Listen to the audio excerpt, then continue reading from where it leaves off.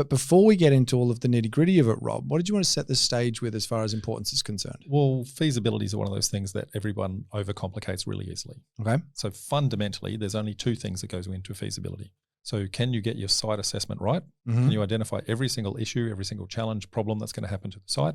And can you do your sales research right? What should I be buying it for? What should I be selling it for? Okay, so site assessment right and sales research right. Correct. Now, if you do that, a feasibility is just the adding and subtracting of those two things. Sounds simple enough. Where most people go wrong Mm-hmm. is in two areas. They aren't very good at their site assessment and they miss issues, challenges and problems. And so the issue is always there, but it never makes it onto the spreadsheet. And so the problem turns up when the project is actually running, but it was always there in the first place. And there was never a line item for it. So of course the feasibilities can look fantastic. So you're basically saying that the problems that people go, oh, I never saw that coming, with the right education or the right planning, they should have seen it coming. Correct. Right. Okay. And the second problem is they get very optimistic on their sales. Mm-hmm. They start going, yeah, market's going in my direction. I'll get that figure. It'll be fine. So like factoring in potential market growth. Correct. Okay. All right. So with that said, then you're wanting to make sure that you've got your site assessment done right. You're basically wanting to understand your sales data really well. Don't factor in any, but the market's going to go up by 10% by the time I've finished or anything like that. Understand all of the problems that can go wrong, because otherwise that surprise that pops up that shouldn't have been a surprise will send you all off course. Absolutely. Okay. So where do we start as far as doing a 5-minute FISO? Well, we need to understand firstly that there are a whole bunch of elements of a feasibility that are going to be fixed every single time, and they're non-variable. I guess things like sales agents' commissions, things like our finance costs, things like our stamp duties, all those, they're known costs. Mm-hmm. There's only really 3 costs that are really going to come into this that are variable. And so that's where when we start to become an expert in our strategy and our expert in our area, we can understand what the variables are for that particular element in this particular area. So they're the things like our construction costs that will change per area because the kind of product is going to be different. It might be a different size product, might be different quality product, might be different kind of builder. Is it a project home? Is it a custom build home? So those sorts of things are going to be variable every single time. Council fees and council charges are going to change from council to council. So I can give examples where in Adelaide, doing a subdivision, for example, might only cost you $6K per new lot. If you do that's the exact same thing in Brisbane, $30,000 for the same thing. Yeah, okay. So that changes per jurisdiction. And then your consultants' fees, that's going to change per site based on how many problems we're trying to solve and what consultants we need to actually solve that. Okay, so those variables are the ones that you really want to understand like super closely, because you might have watched maybe a video, listened to a podcast, and it's like, oh yeah, well, it's going to cost me X to do this. And this is what the council is going to charge me. But it's like, no, that's what that council will charge you. Yeah, correct. So we want to be very clear. I guess if using my methodology, we want to be very clear on one strategy. So we know that expert strategy really, really well. So we know our costs super well. We want to be one council, so one set of rules, and we know exactly what that council is going to charge from our fees, from our connection services, all those sorts of things. So we get to know those things really well. Yep. We want to become an area expert, so 3 suburbs, and so we're going to know what product is going to sell in that particular area, what builders are working in those areas, what those costs are going to be. So if we do all of those things, we front load all of our effort to do the research, then we can do a 5-minute FISO. If you don't front load the effort, you're just doing fancy guesswork. Correct. Yeah. So we don't want to do that. Gotcha. All right. Because otherwise it's just a false sense of confidence. Correct. Yeah. All right. Let's say we have front loaded. We've done the work. We know what we're sitting on as far as our costs are concerned. We've just found a site. We're on realestate.com. We've got a call from an agent, whatever the situation is. What are we looking at? Where do we start? Well, we've got 2 different methodologies. So one is a top-down approach and one is a bottom-up approach. Now, a bottom-up approach is the typical way that most people will do it. So what is the vendor asking for the property? Then we add all the costs that we know that are in there, and then we predict what our sales are going to be, and the difference is the profit, and can we live with the profit, right? And when we start to do that, we start to get very optimistic on what our sales figures are. Yeah, I'm pretty sure I can do that, and we kind of fudge the numbers with regards to the actual costs, and we kind of, we can squeeze that a little bit. It's not going to be as, we get a little bit rubbery because we're trying to make the deal work. Opposed to seeing if the deal works. Correct. Now, and that's bottom up. So bottom up is the way most people do it. Okay. So a top down is where we start from. What is the sale going to be? We do our sales research. We do our homework very well. We know exactly what that's going to be. And then Robert Kiyosaki, everyone knows him from Rich Dad Poor Dad. Rule number one, pay yourself first. The first thing we want to do is we want to pay ourselves a profit that we know the bank will finance us if we get that level of profit. So then we start subtracting our costs, and then whatever is left over, the variable at the end is the purchase price that we need to buy it at in order to lock in the profit. Yeah, gotcha. Okay. Which one do you want to start with then? Bottom up or top down? Well, let's start with the bottom up. That's the way everybody does it. Okay. So let's do a hypothetical 1 into 2 subdivision. So this is a very simplistic feasibility, so everyone can follow along. We're not going to do anything super complicated. I want you to pick, I guess, a random suburb. We're in Adelaide, so pick a random. Well, we've kind of loosely based this off, like, let's say like Ranella or Woodcroft, that kind of southern suburbs. Okay, so let's go Onkaparinga LGA. Okay, so what would be a typical asking price for the vendor selling that particular house that we could do a 1 into 2? So if it's something that you're wanting to knock down, you're probably going to be looking, I don't know, 500-ish. Okay, so let's put 500K. See if I can reach up here. 500K up there. Agents comms in the area, typical agents comms, including sales and marketing fees, 2.5%. Yeah, let's say that just so they go, that's right, Todd, 2.5%. Don't say any lower. Okay, for around the country, the more you're selling the property for, the lower the commission tends to be because it's a huge amount of cash. When the property is cheap, they tend to try and ratchet their fees. So 2.5 is probably about right. Including marketing and everything. So 2.5. Sorry, reaching outside of my microphone range. Good. And we're going to sell this nice and simple, sell it as vacant land. Typical sales price for vacant land in the area, 375, 400-ish type. Yeah, around there. If there were big blocks, if you were like chopping up like a 850 into 2,425, something like that. Okay, so let's just say 400K. Now, this is a 1 into 2 subdivision, so we're going to try and sell 2 of those things. So we'll do the math on that a little bit later on. Okay, so purchase price. That we're going to do, I guess, the bottom up. So let's start with, I guess, our 500K going in here. Okay, now stamps and settlement price. 25-ish? 25-ish K. So if you're trying to do a rough rule of thumb, depending upon where you are around the country, somewhere between 4.5% and 5% of the purchase price is a really good rule of thumb for stamp duty and settlement costs, depending upon the price point. The higher the price point, the closer to the 5%. The lower the price point, the closer to 4.5%. So about 25K. Okay, finance costs. It's about 6.5% interest rate at the moment. So if we say this is a 12-month project and we're buying this at 500K, we're kind of in that 32K mark interest rate, give or take. So 32K. 32,000, yep. 32K. I think it might be 32.5 if I do my actual math. Now, the consultants fees, the council fees, and the construction fees, this is going to be very variable based on site specific. So we need to understand the kind of issues and challenges we've got going on here. So is there something, is it a slopey site? Is there services in our property or is it next door's property? We need to identify all those kinds of issues and challenges. Is the consultant's fee as well, is that something that's also education sort of education based, but let's say you've done this 20 times, you're like, actually, I don't need that specialist anymore because I know how this works now? Or is it like, no, you always use the specialist? That really comes down to, I guess, whether or not there's what they call an overlay on the property, which then is going to mandate the council wants a report on that. Okay. Right. So is there a protected tree, for example? Well, you may need an arborist report to actually justify why the tree comes down. Yep. Is there flooding on the site? So you might need a hydraulic report to actually say how much flooding, what's the speed of the water, those sorts of things. So if you've got no issues, no challenges, no problems, then you might only need 1 or 2 consultants. So you might need your town planner, your civil engineer. You might get away with that. If you're trying to do a construction, you're going to need an architect, a couple of things like that. But as soon as you start to have problems, maybe you've got a traffic engineer, maybe you've got a bushfire engineer. Maybe starts adding up. Yep. So we need to identify all the issues, challenges and problems, and that's going to change that particular site, that particular line item quite a lot. All right. So are we putting down like a worst case scenario figure? Or? Well, it can vary quite a bit depending upon the issue and challenge. So it could be, I guess, anywhere from 25K to 80K depending upon the problem. So let's just go somewhere in the middle, so about the 50K mark. Okay. Right. So 50K for consultant. What about council fees? Again, that changes area specific. So there's going to be application fees to actually go through it. There's going to be fees to actually check and do inspections as things actually go along.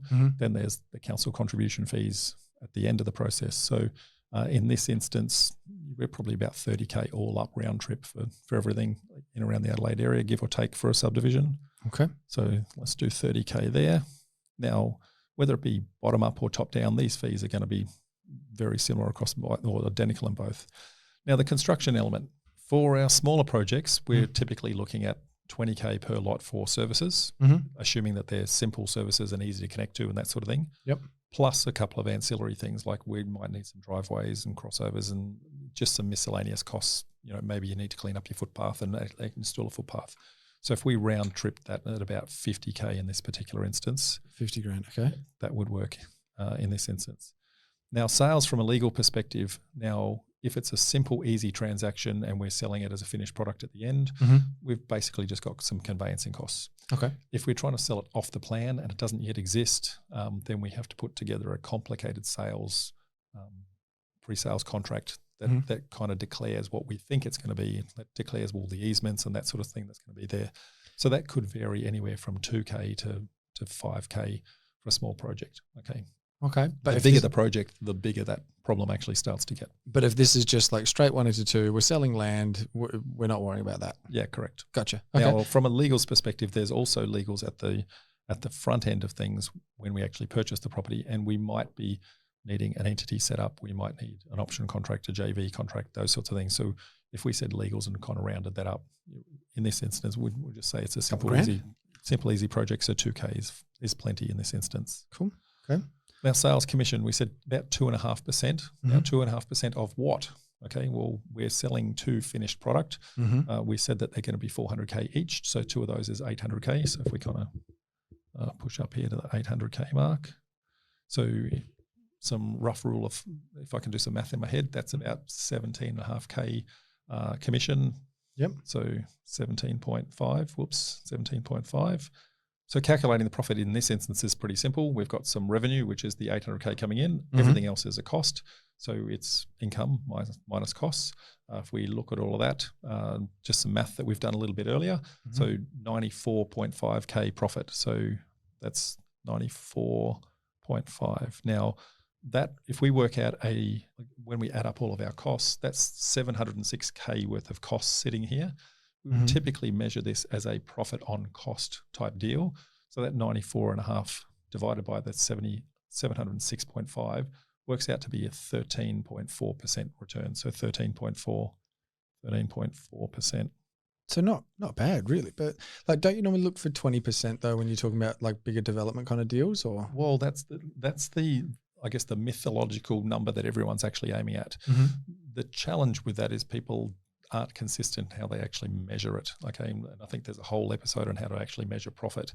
Okay. But that 20% profit on cost is based on a project that would typically take about 2 years to run.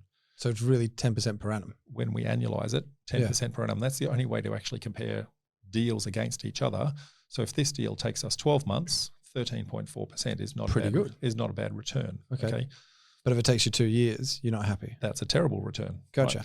Right? However, the challenge with that, while that's a decent return for what we might consider our risk factor, the banks will typically not lend you any money on that unless you get at least 15%.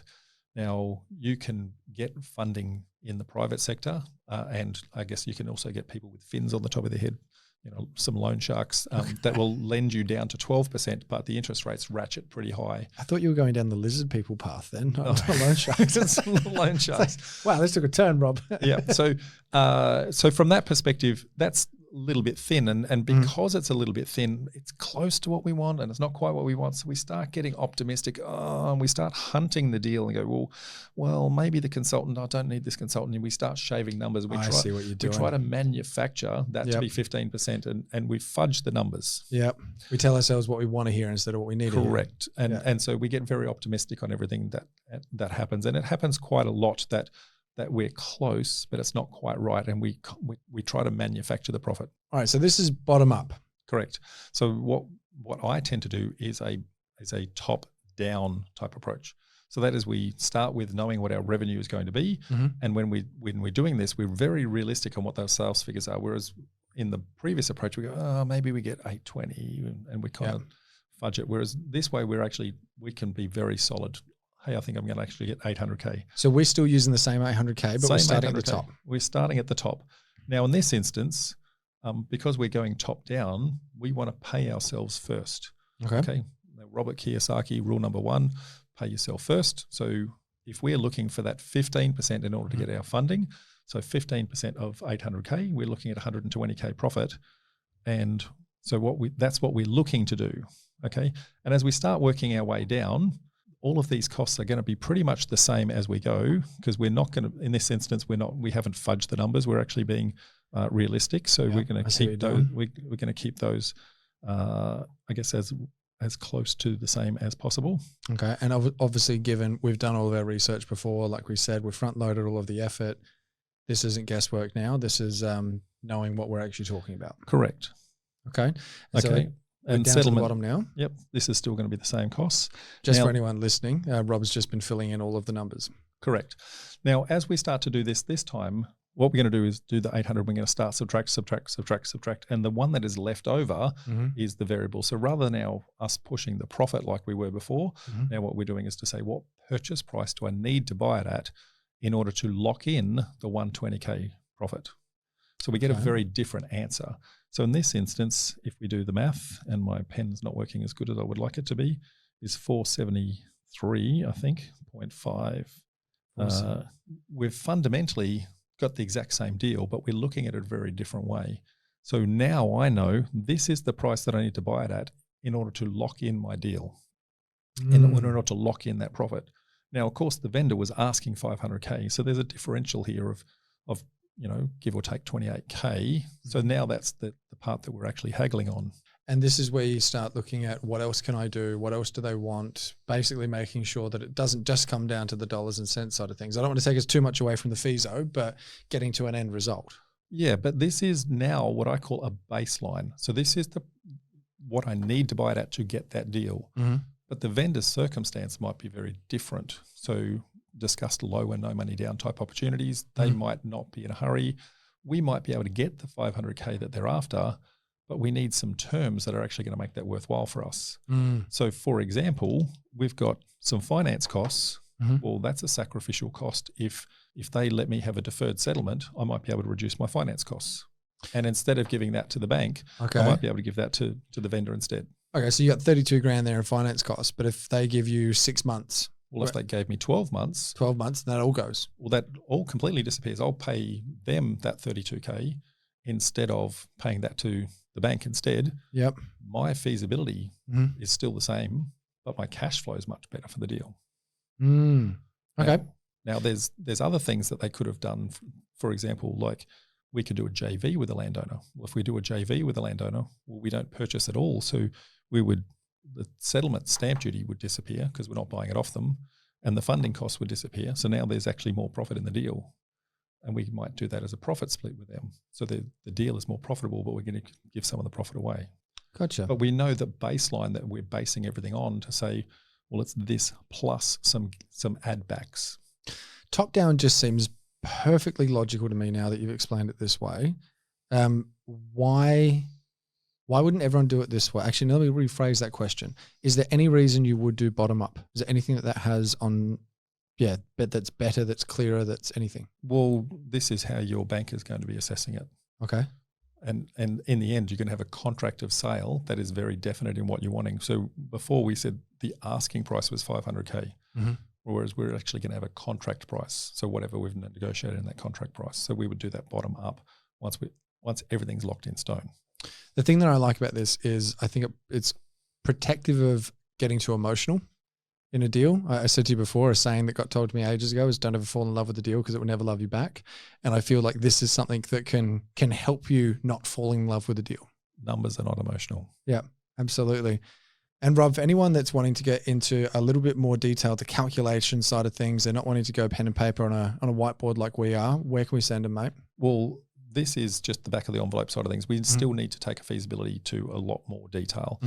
So you're going to have to do a full feasibility. So we have a quick FISO is a spreadsheet that we've got that's got over 300 line items of issues, challenges, problems that you're actually going to be facing on a site. Now, it's not every single problem you're going to have, but it is a really good litmus test to say, hey, have you considered all of these things? So once you've done your 5-minute Feasos, head on over the next step, Quick Feaso. Go to Quick Feaso, so propdev.info/Quick Feaso. We'll have the link in the show notes below. But otherwise, mate, Rob Flux, thank you so much as always for jumping on the show, mate. More than welcome. See you, folks.